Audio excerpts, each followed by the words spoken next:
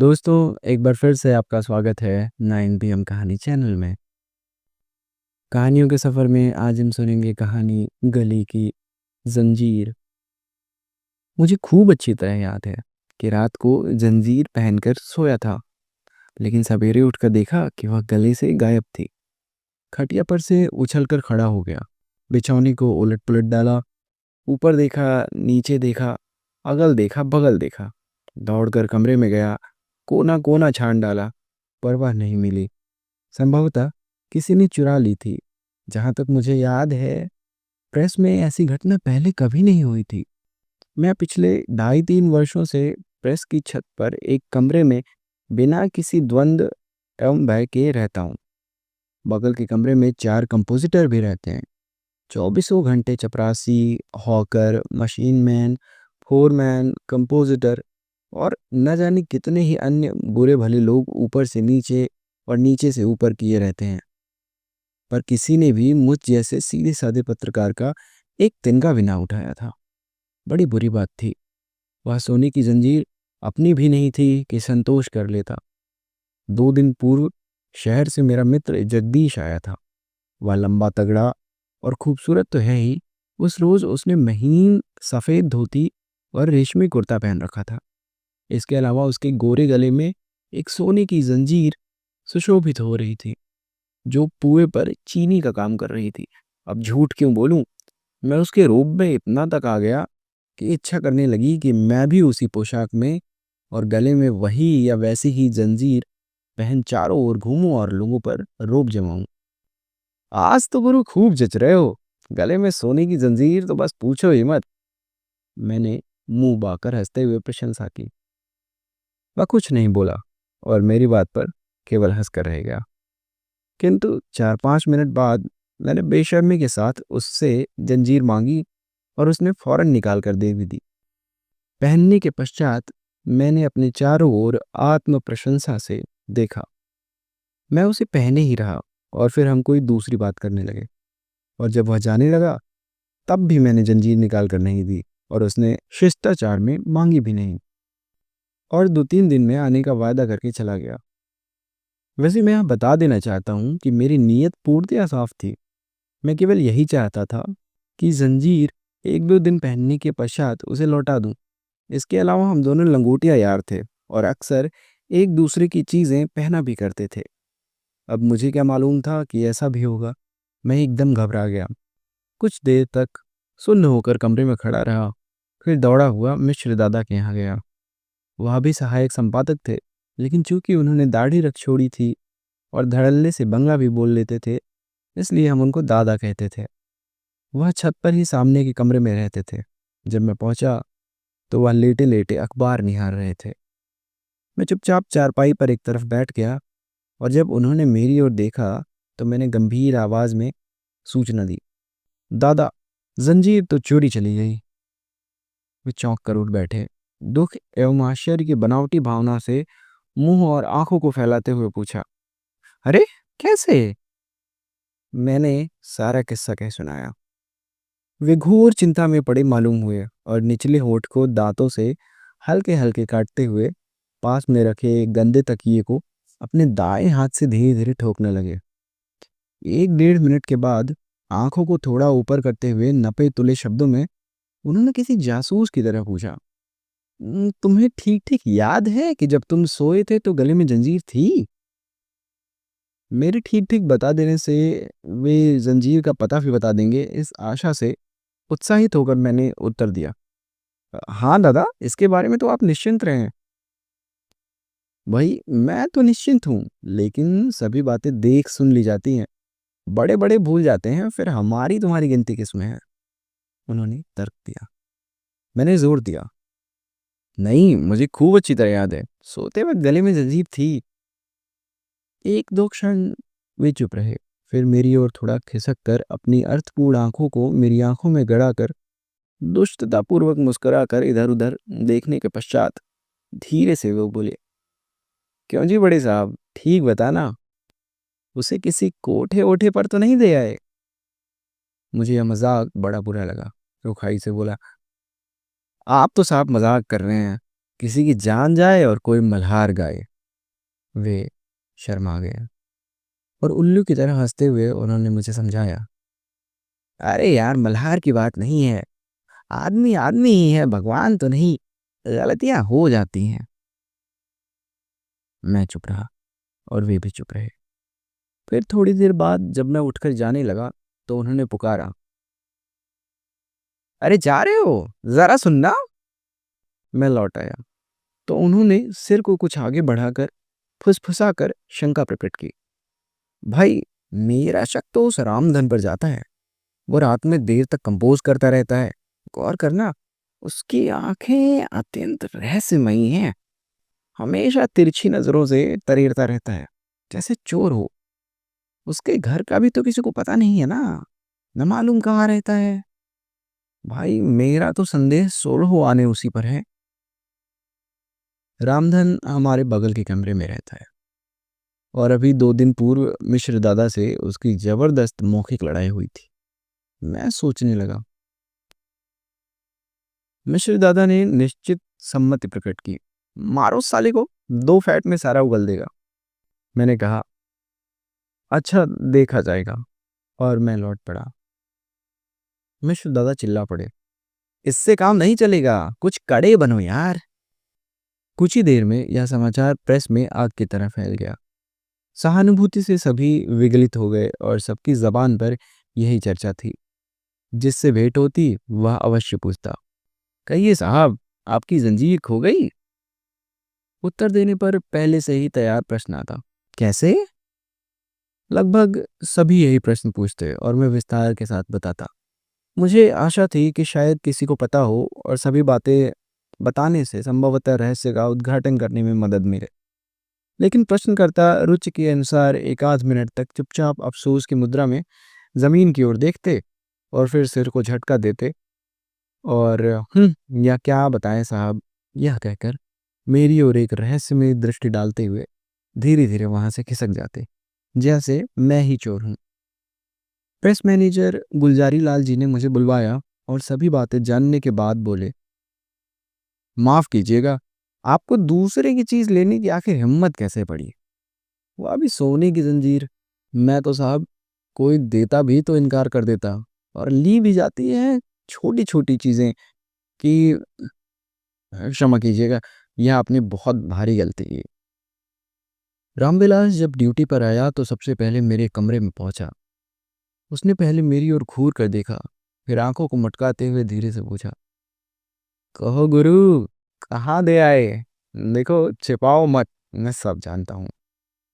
मैंने मुंह फुलाकर उत्तर दिया, यार, तुम लोगों को हमेशा मजाक ही सूझता है। अब मैं तुम लोगों को कैसे विश्वास दिलाऊं कि जंजीर सचमुच में गायब हो गई है? वह झेप कर हंसने लगा, लेकिन अपनी बात के समर्थन में तर्क पेश करने से बाज नहीं आया। अरे भाई, मछली को पानी पीते कौन देखता है? मुझे बड़ा बुरा लगा और मैंने चुप रहना ही उचित समझा। मेरी मुद्रा देखकर रामविलास अचानक गंभीर हो गया। उसने अब ईमानदारी के साथ सम्मति प्रकट की, खैर, यह तो मजाक की बात रही, लेकिन यह शर्मा, बुरा मत मानना, तुम्हारी लड़कपन की आदत अभी छूटी नहीं। इतने बड़े हो गए, यूनिवर्सिटी में भी पढ़े हो, इसके अलावा एक पत्र के सहायक संपादक भी हो, लेकिन शौक क्या है कि जंजीर पहनी, ठीक देहातियों की तरह। मेरा ख्याल है 150 की चपत पड़ी। तुमसे मैंने कल रात को ही कह दिया था यार कि देखो, जंजीर खो ना देना, लेकिन तुमने कहना माना ही नहीं। मैं अब खोजबीन, पूछताछ और जांच पड़ताल कर रहा था, लेकिन इसके बावजूद प्रेस कर्मचारियों ने इस संबंध में अपनी धारणाएं बना ली थी। मोटे तौर पर 3 मत संगठित हो गए। प्रथम दल का कहना था कि शर्मा ने जंजीर किसी वैश्या या किसी लुगाई को दे दी है, इसमें उसका कोई दोष नहीं। जंजीर साफ दिल से लौटा देने के लिए ली होगी, लेकिन कोठे पर जाकर मजबूर हो गया होगा। वैश्या ने नखरे से मचलकर जंजीर मांग ली होगी और वह इनकार नहीं कर सका होगा, और अब यहाँ आकर चोरी का बहाना कर रहा है। दूसरी पार्टी के लोग चोरी का कैसे पता लगाया जाए, इसकी जरा भी चर्चा न करते हुए इस पर जोर देते कि मैंने जंजीर लेकर भारी गलती की है। तीसरे दल के लोग अत्यंत ही ईमानदार और गर्म विचार के लोग थे, और उनकी राय थी कि कुछ लोगों को पकड़कर उल्टा टांग दिया जाए या मुर्गा बना दिया जाए और उनकी समुचित रूप से तब तक पिटाई की जाए जब तक वे सब कुछ उगल नहीं देते। उगलेंगे क्यों नहीं, मार से तो भूत भाग जाता है, यह उनका कहना था। लगभग 10 बज रहे थे और मैंने अभी तक मुंह में कुछ भी नहीं डाला था। मैं अब तंग आ गया था और चुपचाप आकर अपने कमरे में बैठ गया। मैंने मन ही मन निश्चय किया कि प्रधान संपादक और जनरल मैनेजर के आने पर उनसे ही सब कुछ कहूंगा। वे शरीफ आदमी हैं, जंजीर का पता लगाने में कुछ उठा नहीं रखेंगे। लगभग 11 बजे प्रधान संपादक दफ्तर पहुंचे और चोरी की बात सुन फौरन मेरे कमरे में आ गए। वे गोरे, मोटे और नाटे थे। उन्होंने पैरों को थोड़ा फैलाकर कमर पर दोनों हाथ रख जमीन को तिरछी नजर से देखते हुए उन्होंने प्रश्न किया, बड़ी कमीनी चीज हुई, ये हुआ कैसे? मैंने विस्तार पूर्वक बताया। वे दायां हाथ माथे पर रखकर कुछ सोचते रहे, फिर चौंक कर बोले, जैसे न जानते हो। जंजीर कहाँ थी? मैंने फिर बताया कि गले में थी। अचानक वे तेजी के साथ कमरे में चारों ओर घूमकर इधर उधर पड़ी चीजों को देखने लगे। मेज की दराज में देखा, एक कुर्सी पर चढ़कर एक ऊंची अलमारी का निरीक्षण किया और नीचे बैठकर एक चूहे के बिल में झांका और धीरे से बड़ा आश्चर्य है कहकर चारपाई पर बैठ गए। उनकी मुद्रा और चेष्टाओं से लगा कि उनको विश्वास हो चला है कि मैं जंजीर के साथ बाहर नहीं सोया था, उसे कमरे में भी तो छोड़ सकता हूं। कुछ देर तक चुप रहने के पश्चात वे अचानक बोल पड़े, लेकिन मेरी समझ में नहीं आता कि आप जैसा होशियार आदमी जंजीर को गले में पहनकर बाहर कैसे सोया। ये तो ऐसी बात है जिसे एक छोटा लड़का भी नहीं करता। मैं बिल्कुल डर गया और मैंने स्वीकार कर लिया, यही तो मेरी एक गलती है और मैं इसे मानता हूं। उन्होंने उत्साह में आकर जोरदार शब्दों में समझाया, गलती ही नहीं, सख्त गलती है।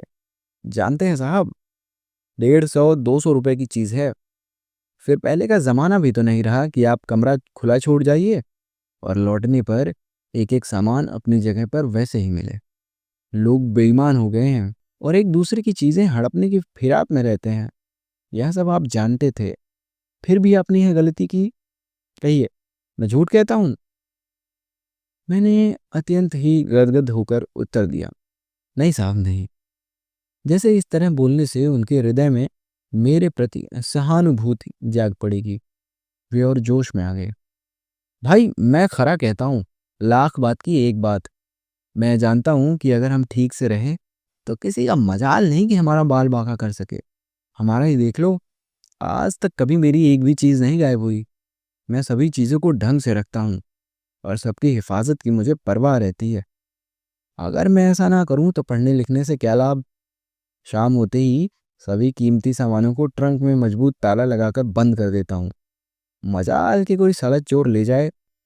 तुमने भी अगर उस जंजीर को ताले में बंद कर दिया होता तो वह आज तुम्हारे पास होती।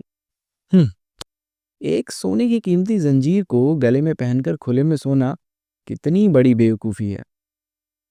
ये उपदेश देने के पश्चात वे चले गए। सचमुच मेरा मन मुझे धिक्कारने लगा था कि मैं कितना बेवकूफ और गंवार हूं। इस छोटी सी चीज को भी मैं समझ नहीं सका। उफ, यदि जंजीर को ट्रंक में बंद कर दिया होता तो आज ऐसी हैरानी परेशानी नहीं उठानी पड़ती। मेरी तबीयत रोने रोने जैसी होने लगी और मैं चादर ओढ़कर चारपाई पर लंबा तान लेट गया। मैं सोने की चेष्टा करने लगा लेकिन नींद आती ही नहीं थी। छाती पर जैसे किसी ने भारी बोझ रख दिया था। मैं अत्यंत ही कठिनाई से सांस ले रहा था। चाह रहा था कि कोई मेरे कमरे में आकर मुझसे बातचीत करे ही ना, लेकिन साथ ही साथ मेरे हृदय के अंतरतम गह्वर में यह भी उम्मीद थी कि शायद अभी कोई आकर जंजीर का पता बता दे। और इसीलिए बाहर की तरफ से कोई खटका होने पर मेरा दिल जोरों से धड़कने लगता। मैं सांस रोककर सोने लगता, लेकिन जब कोई नहीं आता तो मुंह पर से चादर हटाकर दरवाजे की ओर देखता, लेकिन निराश होने पर फिर उसी तरह लेट जाता। वैसे हृदय में एक विचित्र प्रकार का संतोष भी होता कि चलो कोई नहीं आया, अच्छा ही हुआ। और फिर तबीयत करने लगती कि मैं अनिश्चित काल तक उसी तरह पड़ा रहूं और किसी से भेंट ना हो। मुश्किल से 20-25 मिनट बीते होंगे कि मेरे टेलीग्राफिस्ट दोस्त जोसेफ धमक पड़ा। मैंने सिर उठाकर देखा तो वह अत्यंत ही चिंतित और गंभीर नजर आया। आते ही आते उसने सहानुभूति प्रकट की। दोस्त, मुझे बड़ा अफसोस है, 200 की चपत पड़ गई यार। मैं उठकर बैठ गया और प्रश्न को टालने की गरज से मैंने जबरदस्ती मुस्कुरा कर पूछा, अरे छोड़ो भी, पहले यह बताओ कहाँ से आ रहे हो? घर से चला आ रहा हूँ। मैं क्या जानता था कि यहाँ आकर यह खबर सुननी पड़ेगी। वैसे जंजीर कितने की थी? वह उतना ही गंभीर एवं चिंतित था। मैंने बात उड़ाने की कोशिश की। हटाओ भी यार, गई गई, बहुत कीमत होगी तो 100 रुपए, ऐसे रुपए तो आते जाते रहते हैं। पर वह नहीं माना।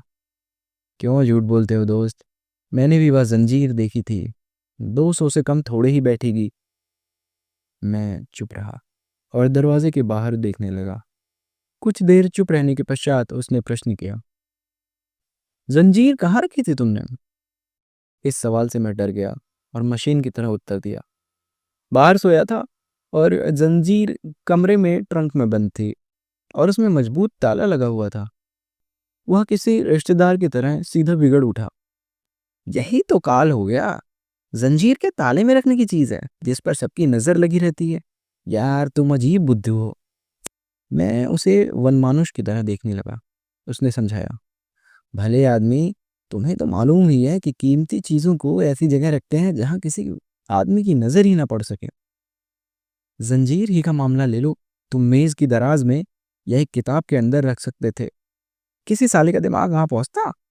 भाई, मैं तो आज तक ट्रंक को सुरक्षित नहीं समझता। सचमुच वह ठीक ही कहता था। बात मनोवैज्ञानिक थी और यदि इस तरह से सोच समझकर काम किया जाए तो चोरी मुश्किल से ही हो। मुझे अपनी बेवकूफ़ी पर बार बार अफसोस और पश्चाताप होने लगा। जोसेफ के जाने के पश्चात मैं उसी तरह फिर लेट गया, पर इत्मीनान नहीं हुआ तो उठकर दरवाजे को भीतर से बंद कर लिया। 5 एक मिनट के बाद ही यूनाइटेड प्रेस ऑफ इंडिया का संवाददाता परेश बनर्जी पहुंच गया। पहले तो मैं कुछ न बोला, लेकिन उसने बाहर से जब जोर जोर से किवाड़ थपथपाना शुरू कर दिया तो बाध्य होकर दरवाज़ा खोलना पड़ा। उसने भी आवश्यक प्रारंभिक जांच पड़ताल करने के पश्चात पूछा, जंजीर रखी कहाँ थी? मैंने जल्दी से थूक घोट कर बताया, इस मेज की दराज में एक किताब के अंदर थी।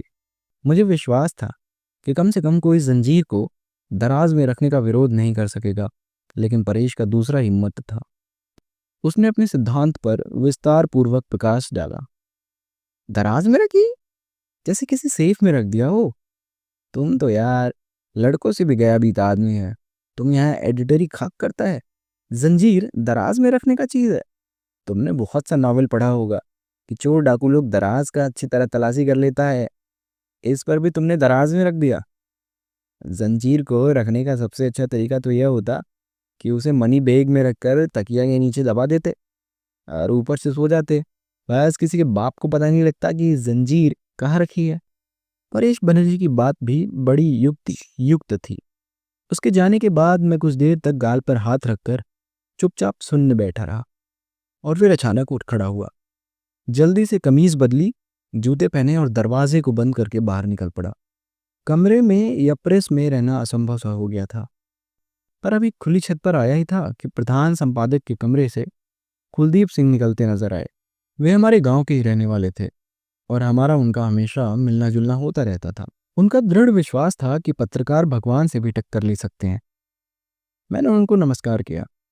उनसे मिलकर मुझे अत्यंत ही संतोष हुआ। वे मेरे गांव के थे और मुझे ऐसा मालूम हुआ कि इस संकट में शहर के लोग मुंह छिपा लेंगे, लेकिन अपने गांव के लोग, फिर कुलदीप सिंह तो बिल्कुल नज़दीकी आदमी है। मेरी तबीयत करने लगी कि अभी रो पड़ूं। मैं दरवाज़ा खोलकर उनको कमरे के अंदर ले गया। कुछ देर तक हम दोनों चुपचाप ही खड़े रहे। मैं इसी उधेड़-बुन में था कि कैसे बात शुरू करूं, लेकिन उनको सब पता था। उन्होंने बात स्वयं शुरू की और बड़ा अफसोस प्रकट किया और अंत में मुंह बाकर जमीन की तरफ देखने लगे। कुछ देर बाद उन्होंने भी वही परिचित प्रश्न किया, लल्लू जंजीर रखी कहाँ थी तुमने? मेरा कलेजा धक से कर गया, लेकिन मुझे बंगाली की बुद्धि पर गहरा विश्वास हो गया था। अतएव कुछ निर्भयता से उत्तर दिया, मनी बैग में रखकर तकिए के नीचे दबा दिया था और ऊपर से सो गया था। कुलदीप सिंह धीरे धीरे ठनक कर हंसे, फिर बुजुर्गी प्रदर्शित करते हुए बोले, लल्लू थोड़ा गलती कर गया। मैंने रुआसी आवाज में पूछा, क्या कह रहे हैं साहब? कुलदीप सिंह पास खिसक आए और चारों ओर सशंकित दृष्टि से देखने के बाद बोले, देखो लल्लू, मेरा चोर चक्कू से पाला पड़ा है, इसलिए मैं उनकी बात जितना जानता हूं उतना कोई नहीं। मैं उनको मूर्ख की तरह निहारने लगा। उन्होंने उत्साह के साथ मंत्र बताया। उपाय साफ और सीधा है, पर उसे कम लोग जानते हैं। भाई देखो, चोर का दिल आधा होता है और वह वहीं पर चीजें चुराने की कोशिश करता है जहां से लोग दूर रहते हैं। तुमने ये जंजीर तकिए के नीचे रख दी थी। वह थोड़ी होशियारी तो थी, लेकिन पूरी नहीं। अरे कहा भी गया है, सोना मरना एक समान।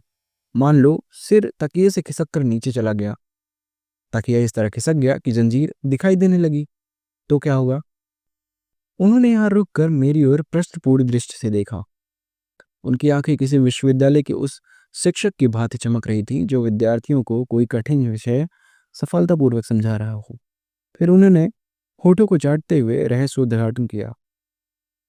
अरे होगा क्या, चोर देखेगा तो जंजीर या मनी बैग जो भी चीज हो अवश्य उठा लेगा, छोड़ेगा थोड़े। इसलिए तुम्हें जंजीर को गले में पहनकर सोना चाहिए था। एक तो किसी की कल्पना वहां तक जाती ही नहीं, और यदि किसी भी हालत में जाती भी तो किसी की हिम्मत नहीं पड़ती कि हाथ लगा दे। लल्लू, मेरा तो सब जाना सुना है। कहानी लिखी थी अमरकांत जी ने। अगर आपको हमारी वीडियोस पसंद आती हैं तो हमारे चैनल को सब्सक्राइब करिए और वीडियो को लाइक करिए। हम आपके लिए ऐसे वीडियोस लाते रहेंगे। धन्यवाद।